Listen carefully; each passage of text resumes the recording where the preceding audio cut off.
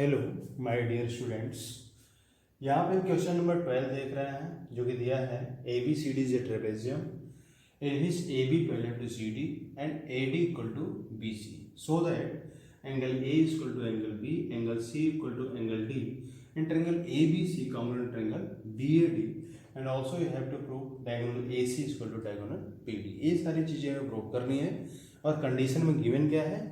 Condition में हमारा given ये है कि ABCD एक ट्रेपेजियम है जिसमें AB पैरेलल टू CD है, ठीक है, और AD इक्वल टू कितना है BC। इतनी चीज़ दी है, हमें करना है ये चारों जो रिजल्ट्स है इसको प्रूव करना है। तो इसके लिए हम क्या करेंगे, ये कंस्ट्रक्शन हम यहाँ पे कर लेते हैं क्योंकि विदाउट कंस्ट्रक्शन हम चीज़ों को प्रूफ नहीं कर पाएंगे। तो इसलिए हमने क्या किया कि सी से, ठीक है, सी एक लाइन हमने ड्रॉ किया जो कि ए डी की क्या है पैरेलल है, ए बी को एक्सटेंड किया जो कि सी और ए बी को एक्सटेंड करते हैं तो ई पे कट करता है, ठीक है।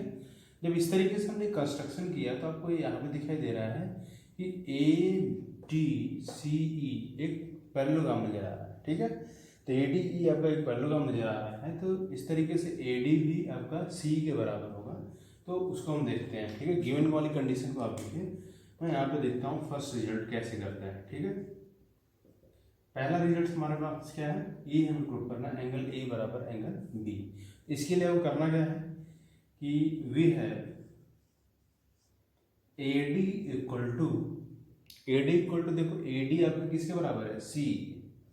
AD इक्वल टू C क्यों, क्योंकि अपोजिट साइड है पैरेललोग्राम। पैरेललोग्राम कौन सा है, आप बोलोगे कि सर यहाँ पे पैरेललोग्राम तो है नहीं, लेकिन पैरेललोग्राम यहाँ पे ईद है। जब हम यहाँ पे कंस्ट्रक्शन बनाते हैं C को AD के पैरेलल करते हैं तो AECD एक पैरेललोग्राम बन जाता है।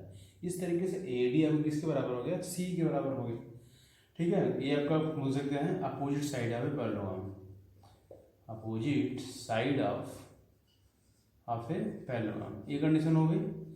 इसके बाद और भी कंडीशन हमारे पास क्या दिया है, AD बराबर BC, also AD is equal to BC। अब दिस इंप्लाइज AD बराबर C है और AD बराबर BC है, इससे क्या पता चल रहा है BC इक्वल टू C। अब देखो BC और C आपस में बराबर हो गए, ये जो हमारा लाइन है ये C इस BC के बराबर हो गया। और जब BC और C आपस में बराबर है तो हम प्रॉपर्टी ऑफ ट्रायंगल से हम देखते हैं कि अगर किसी ट्रायंगल में दो साइड आपस में बराबर है तो ये ट्रायंगल हमारे पास CBE अगर एक साइड ट्रायंगल है तो यहाँ पे BC और C आपस में बराबर है, तो BC का अपोजिट एंगल क्या होगा, A होगा और C का अपोजिट एंगल क्या होगा, B होगा, ठीक है। तो इसको हमने मान लिया ये आपका x है तो इसको भी मान लिया x है, ठीक है। तो एंगल दिस और दिस ये दोनों आपस में बराबर हो गए। तो इस तरीके से यहाँ से क्या इम्प्लाई कर रहा है, दिस इम्प्लाइज BC बराबर C हो गया। तो इम्प्लाई ये करेगा कि एंगल CBE, कौन सा angle, CBE is equal to angle BEC equal to हम इसको मान लिया गया x हो गया, ठीक। अब चूंकि इसको अगर हम मान लें y मान लें, ठीक है, अगर इसको हम y मानते हैं तो x प्लस वाई बराबर कितना हो जाएगा, लीनियर पेयर से 180 होगा कि नहीं होगा। So also x plus Y is equal to 180, क्यों, लीनियर पेयर से। चूंकि एक स्ट्रेट एंगल आपको दिखाई दे रही है और ये x है, ये आपको इसको हमने y मान लिया तो इससे क्या कर सकते हैं कि x प्लस वाई दोनों को मिलाएंगे तो कितना आएगा, एक कंप्लीट 180 डिग्री मिलेगा। तो उसको हम मान लिए ये हमारा x plus Y equal to 180 हो गया, ठीक है। अब दूसरी कंडीशन हम यहाँ पे देख लेते हैं, कौन सा, क्योंकि ये आप देखिए ध्यान से कि आपके पास क्या है ए वाला और ए से, ठीक है, ये दोनों आपस में क्या है, पैरेलल है।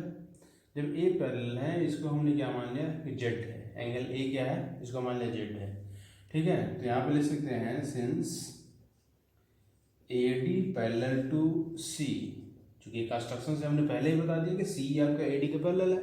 जब AD C के पैरेलल है तो एंगल A और एंगल E इन दोनों का सम कितना होगा, this implies angle A plus angle E equal to 180 degree, क्यों, sum of co-interior angle, sum of co-interior angle, ठीक है।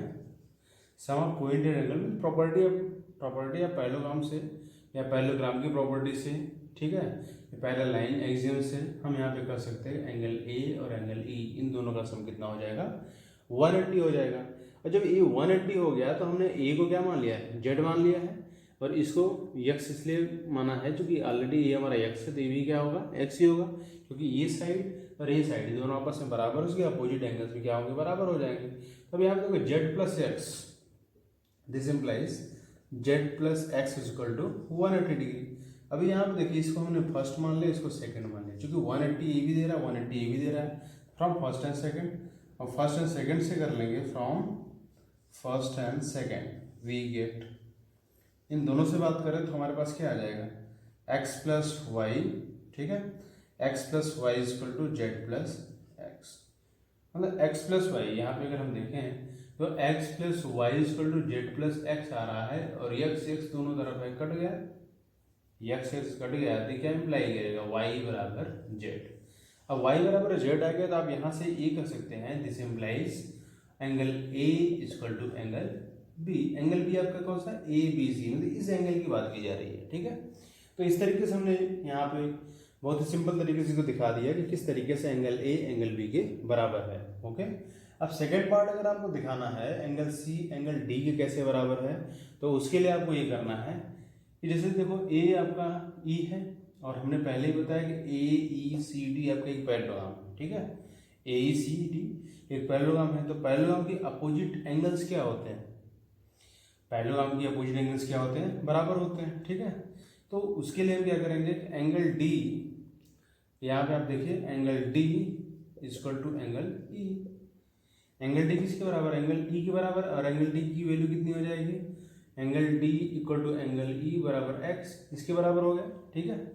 और हमें क्या दिखाना है, सी और डी को बराबर दिखाना है, ठीक है। हमने क्या देख लिया कि डी की वैल्यू कितनी आ गई, एक्स आ गई, और किसी तरीके से अगर हम इसकी वैल्यू भी एक्स की दिखा दें तो हमारा काम हो जाएगा। अब आप ये देख रहे हो कि ए बी चूंकि सी डी के पैरेलल है, ठीक है, ए बी किसके पैरेलल है, सी डी के, इस तरीके से ए भी किसके पैरेलल होगा, सी डी के पैरेलल होगा, ए आपका क्या है, सी डी के पैरेलल है। और इस तरीके से हमने ये देखा है कि बी सी क्या कर रहा है, ट्रांसवर्सल का काम कर रहा है, ठीक है। When A E parallel to C D then B C as a treated transversal, जब ट्रांसवर्सल है तो ए एंगल और ए एंगल आपस में बराबर होगा कि नहीं होगा, बताइए। ए आपका क्या है, ट्रांसवर्सल है, तो एंगल ए आपका एक्स है, तो भी एक्स होगा, क्यों, क्योंकि ए आपका ट्रांसवर्सल काम कर रहा है, ए एंगल आपस में बराबर होगा, क्यों, क्योंकि अल्टरनेट एंगल है, ठीक है। तो इस तरीके से हमने क्या देख लिया कि D C B, also angle D C B is equal to angle कौन सा, C B E, C B E equal to X, ठीक है। यहां से आप देख पा रहे हो कि एंगल डी की वैल्यू भी एक्स आई और एंगल सी की वैल्यू भी एक्स आई, this implies angle D equal to angle C equal to X, ठीक है। तो इस तरीके से हमने यहाँ पे देख लिया कि एंगल ए एंगल बी के बराबर है, एंगल डी एंगल सी के बराबर है, ठीक है। तो ये चीजें आई होप आपको क्लियर हुई होंगी। अब हम देखते हैं थर्ड प्रॉपर्टी, थर्ड हमारा क्या, ए बी सी और बी ए डी को कॉन्ग्रुएंट दिखाना है, ठीक है। तो इसको हम मिटा दे रहे हैं।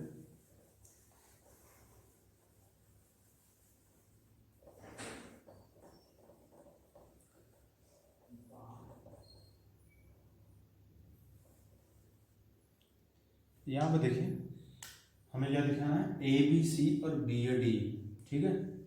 ए बी सी को बी ए डी के कॉन्ग्रुएंट अगर दिखाना है तो पहले तो हम ए बी सी ट्रायंगल बना दें, ए बी सी, ए हमारे पास ए को हमने सी से मिला दिया, ए बी सी ट्रायंगल बन गया, और बी को डी से मिला देंगे तो हमारे पास क्या बन जाएगा, बी ए डी बन जाएगा, ठीक है। अब यहाँ पे आप ध्यान से देखिए कि ए बी जो साइड है दोनों में कॉमन है, ए बी साइड क्या है, दोनों में कॉमन है, और ए एंगल इस एंगल के बराबर है, इसको हमने पहले ही प्रूफ कर दिया है, ठीक है, पहले ही पार्ट में प्रूफ है। तो आप यहाँ पे देख पा, और ए साइड, ये भी ध्यान दीजिए ए साइड ए डी बराबर क्या है हमारा, बी सी के है, ए डी बी सी के बराबर है, तो दैट मीन्स आप कह सकते हैं कि यहाँ पे साइड एंगल साइड, ठीक है। हमने क्या लिया, कौन सा ट्रायंगल लिया, कि एक ट्रायंगल ए बी सी ले लिया, ठीक है, A B C and B A D, तो वही करेंगे। Now in triangle A B C and triangle B A D क्या मिल जाएगा, वी है, ठीक है। इसमें हमें मिलने वाला है कि A B is equal to A B, दोनों में कॉमन है। देखो ए बी जो साइड है यहाँ पे दिखाई दे रहा है, ए बी और ए बी दोनों में ही है, तो हम कह सकते हैं ए बी बराबर ए बी, दोनों में कॉमन है, तो ए तो कॉमन है हुआ तो पहली साइड हो गई। ठीक है, ए बी बराबर ए बी। अब दूसरी बात करते हैं, चूंकि ये हमारे पास क्या है, बी सी और ए डी आपस में बराबर है। ठीक है, ए डी किसके बराबर है, बी सी के, तो बी सी बराबर A D, this is given, ये ऑलरेडी क्वेश्चन में ही दिया है, ये बी सी जो है ए डी के बराबर है। अब इस एंगल की बात करें, एंगल ए और एंगल बी को पहले ही मैंने दिखा दिया है, फर्स्ट पार्ट में ही प्रूव कर दिया गया कि angle A equal to angle B. ठीक है, दिखा दे। यहाँ पे आप कौन सी प्रॉपर्टी यूज कर रहे हैं, side angle side. So by SAS rule, triangle ABC congruent triangle BAD हो गया। अब जब इतना कर दिया तो बाई CPCT क्या हो जाएगा, by CPCT AC is equal to BD, बस इतना ही करना था। अगर आपने ABC और BAD को कॉन्ग्रुएंट दिखा दिया तो ये सिंपल हो गया कि बाई CPCT क्या हो जाएगा, BD आपका AC के बराबर हो जाएगा। तो बहुत ही इंपॉर्टेंट क्वेश्चन है, इसको आप ध्यान से देखिए, एक बार दो बार देखिए, आपको डेफिनेटली समझ में आ जाएगा। ओके।